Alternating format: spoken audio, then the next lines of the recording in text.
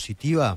Bueno, se lo vamos a estar preguntando a un tributarista, a un economista, a nuestro próximo entrevistado, que ya está del otro lado y que se llama Sebastián Domínguez, contador y tributarista. Sebastián, ¿qué tal? Luis Gasulla te saluda. Bien, hola, ¿qué tal, Luis? Buen día. Bueno, ¿qué significa la reforma impositiva que se empieza a discutir en la Argentina lentamente y que implica el impuesto al valor agregado, el IVA? ¿De qué manera se podría modificar eso? ¿Cómo nos afectaría a nosotros? Sí, bueno, la reforma tributaria que hay que hacer, que debería hacerse, tiene que ser una reforma tributaria integral de los 3 niveles de gobierno: nación, provincias y municipios. Y ese es el desafío, ver si el gobierno logra consensuar con provincias y provincias con municipios para reformular el sistema tributario.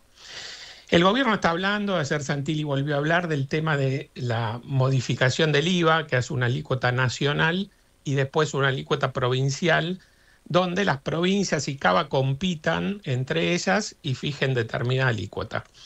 Eso teóricamente, en la teoría podría funcionar, pero en la práctica la verdad que es bastante complejo que pueda llegar a tener éxito, porque pensemos que la recaudación del IVA es el 7% del PBI y la de ingresos brutos a nivel nacional, si uno suma todas las provincias y Cava, 4,1.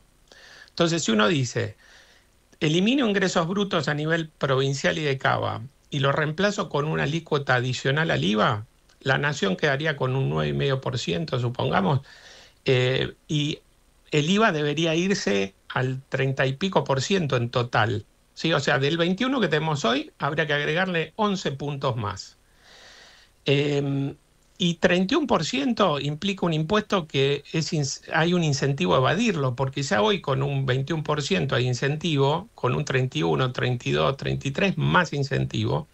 Y además esto es a nivel global que uno lo analiza, pues dice, reemplazo el total de la recaudación nacional con esa alícuota. Pero después la distribución de esa recaudación entre las diferentes provincias es distinta, porque provincia de Buenos Aires tiene una capacidad productiva que siempre se ha dicho es más o menos el 40% de la actividad productiva del país, va a recaudar muchísimo más de esa alícuota adicional del IVA que Catamarca, que Formosa, que La Rioja. Entonces, la provincia de Buenos Aires podría poner una alícuota adicional baja y las otras provincias tendrían que poner una alícuota altísima, que quizás se va a un IVA del 40%.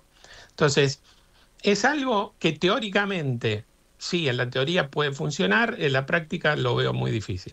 En la teoría puede funcionar, en la práctica lo ves difícil. ¿Y cómo haría el gobierno para bajar impuestos, bajar aranceles y mantener el equilibrio fiscal? Bueno, es algo que tiene que hacer de manera bastante, digamos, analizada y de a poco, como ha hecho en estos 2 años, ¿sí? Porque en estos 2 años no pidió la prórroga del impuesto país, eliminó impuestos, es decir, fue bajando impuestos de a poco para no poner en riesgo el superávit fiscal. Lo mismo tiene que hacer de acá en adelante. Entonces, puede ir modificando el impuesto al débito y crédito, el impuesto al cheque, ir bajando las retenciones a las exportaciones, eliminar, como dijo el presidente, 20 impuestos que tienen muy poca recaudación, ¿sí? Por ejemplo, podría eliminar impuestos internos a los cigarrillos, a los automóviles, a la telefonía celular, impuestos que recaudan muy poco. Bueno, eso ya los podría eliminar. Y después tendría que negociar con las provincias para que las provincias bajen el impuesto sobre los ingresos brutos, ¿sí? Y entonces ahí a nivel provincial que vayan transformando ese impuesto que es acumulativo, que digamos distorsiona la economía, lo reemplacen por un impuesto a las ventas en la última etapa, como aplica por ejemplo Estados Unidos, ¿sí? En la venta al consumidor final solamente, y no desde la fabricación hasta todas las etapas que se va aplicando impuesto sobre impuesto. ¿Te estás refiriendo a ingresos brutos? Ingresos brutos, claro. Y después hay otro problema más que son las tasas municipales. Sí, es terrible. Los municipios en muchos casos aplican tasas municipales que son inconstitucionales porque terminan siendo análogas al IVA, porque no prestan ningún servicio o porque cobran una tasa digamos, recaudan muchísimo más del costo de prestar el servicio. Entonces, ese es otro problema, porque muchos municipios han aplicado la tasa vial, la tasa que aplican a los supermercados, y entonces la gente tiene que pagar quizás un 1%, 2% más, que eso se va acumulando en la cadena productiva, y es algo que no debería suceder. Termina encareciendo los precios, afecta la competencia. En consecuencia, también hay que eso, digamos, encararlo. Lo que pasa que es complejo. Argentina tiene más de 2.200 municipios. Entonces, sí, totalmente. Hay uno, acá por ejemplo, justo el fin de semana me escriben, estábamos empezando a investigarlo. Hola, soy oyente de la radio, a la mañana, necesito por favor que se difunda, tengo un negocio en Lanús, están yendo todos los comerciantes. Desde enero de este año pasé a pagar de 8.000 pesos de tasa de seguridad e higiene a 400.000 por mes. Los negocios se van, no lo podemos sostener más. Lanús se está destruyendo.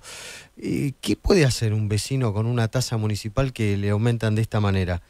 Si es que yo acá estoy viendo la tasa, sí, está pagando efectivamente 400.000. Lo que estoy pidiendo es el comprobante que pagaba antes 8.000. Pero es una locura.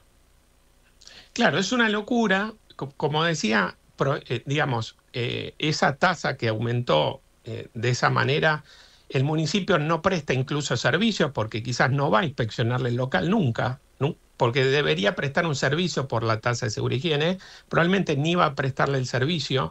Y el problema está que el comerciante, para discutir eso, tiene todo un camino judicial que es inviable en la práctica. Para un día llegar a la corte es inviable, puede llevar 10, 15 años y no se justifica, porque para él es mucho 400.000 pesos, pero encarar un reclamo judicial, pagar los gastos del reclamo judicial y el tiempo que lleva es antieconómico. Entonces, el que puede se muda a otro municipio que no lo cobra, como pasa con 3 de febrero, que los bancos, digamos, empresas pymes o grandes, que pueden mudarse, pero el pequeño, que tiene su local en el municipio, no puede. Entonces, al final termina no pagando la tasa, después le inician un juicio para cobrársela. Digamos, es todo un problema que hay que solucionarlo, pero la realidad es que es muy complejo de llegar a acuerdos, digamos.